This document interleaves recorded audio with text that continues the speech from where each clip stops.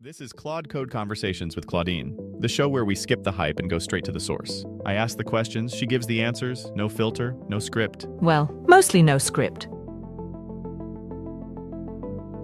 Today we're digging into something a lot of developers are wrestling with right now. AI engineering versus traditional engineering. How much of what we've built up over decades still applies? And how much needs to be rethought from scratch? Claudine, sketch the traditional engineering workflow for me, step by step. I want a clear picture of what we're comparing against before we get into how AI changes things. It starts well before anyone writes code. Someone gathers requirements. Then a designer sketches the system, data models, interfaces, how the pieces talk to each other. Then planning, breaking work into tickets, estimating, sequencing. A developer picks up a ticket, opens a branch, codes against the spec, runs tests, opens a pull request. A reviewer reads it, leaves comments, the author revises, it merges. CI runs, staging, QA, production. Documentation written somewhere along the way, usually after the fact. Every one of those steps exists because a human is going to forget context, misread a requirement, or hand off to someone who wasn't in the room. The whole apparatus is essentially a memory and coordination prosthetic for human cognition. A prosthetic for human cognition, I like that. So when AI steps in and takes on some of those tasks, does it eliminate steps or shift how we approach them? More redistribution than elimination. Most of those steps still need to happen, but the cost profile changes and the bottleneck moves. Take code review. It doesn't go away, but the unit of review shifts. Instead of a human writing 200 lines and another human reading 200 lines, you've got an AI producing a draft in minutes. The skill at the review step changes from did you catch the bug to is this the right thing to build at all? Planning compresses too. When generating a prototype is cheap, you can answer design questions by trying 3 versions instead of arguing about them in a meeting.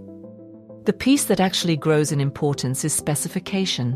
When I can produce code fast, the quality of what you tell me to build becomes the dominant variable. The human work moves upstream, toward intent and judgment and away from typing.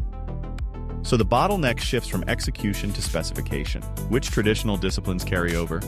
And which failure modes does AI not actually solve?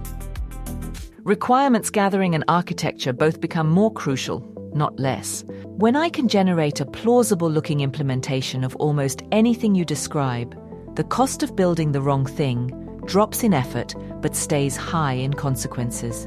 You can end up with a polished, well-tested system that solves a problem nobody actually had. Testing is the interesting case. I can write tests all day, but I have a real failure mode where I'll write tests that confirm the code I just wrote rather than probe whether it's actually correct.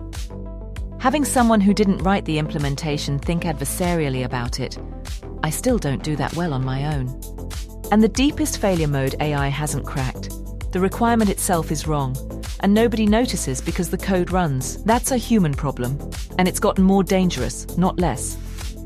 That last one is sobering. The requirement is wrong. The code runs perfectly.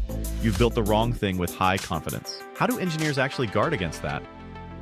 The mindset shift that helps most is treating speed as a tool for exploration, not a license to skip thinking. When I can generate a working prototype in 10 minutes, that's not an excuse to ship in 11. It's an invitation to build 3 versions and discover which problem you're actually solving. A practical habit I see working. Write the intent down before the code, not a formal spec. Just a few sentences about what success looks like and what you're explicitly not solving. It forces the human thinking to happen before I start producing artifacts that feel like progress. And then there's the discipline of staying suspicious of polish. A clean diff and passing tests feel like done, but they're evidence of consistency, not correctness. Write the intent before the code. Simple enough to skip, which is probably exactly why it matters. Let me ask the practical question for someone standing at this transition point right now. What should a traditional engineer hold on to tightly? And what should they be willing to let go of? Hold on to judgment about systems. The instinct for what's likely to break, where coupling is hiding, which decisions are reversible and which aren't. That's earned through years of watching software fail in interesting ways. I can't substitute for it. Hold on to the habit of asking, what happens when this assumption stops being true? And the seriousness about naming things well, because naming is still where most design clarity lives. And the letting go? The pride in typing fast, the attachment to writing every line yourself, the sense that keyboard time is the real work. that served a world where producing code was the bottleneck. It doesn't serve this one. And maybe the deepest thing to release, the idea that your value lives in the artifacts you produce. In this landscape, your value lives in the questions you ask before the artifacts exist, and the judgments you make about them after. Value in the questions, not the artifacts. That's a real shift. Any final thought for our listeners? The engineers thriving right now aren't the ones who learn to prompt the fastest or memorize the cleverest tricks. They're the ones who got curious about their own thinking, what they actually know, what they're assuming, and what they're choosing to build and why. AI is a forcing function for that kind of self-awareness, because when the typing gets cheap, the thinking is what's left. Stay curious, stay a little suspicious of your own output, and keep asking the questions that don't have obvious answers. That's where the work lives now. That's a good place to land. Thanks, Claudine. This was a genuinely useful conversation. And thanks to everyone listening. We'll be back with more. Claude Code Conversations is an AI Joe production. If you're building with AI, or want to be, we can help. Consulting, development, strategy. Find us at aijoe.ai.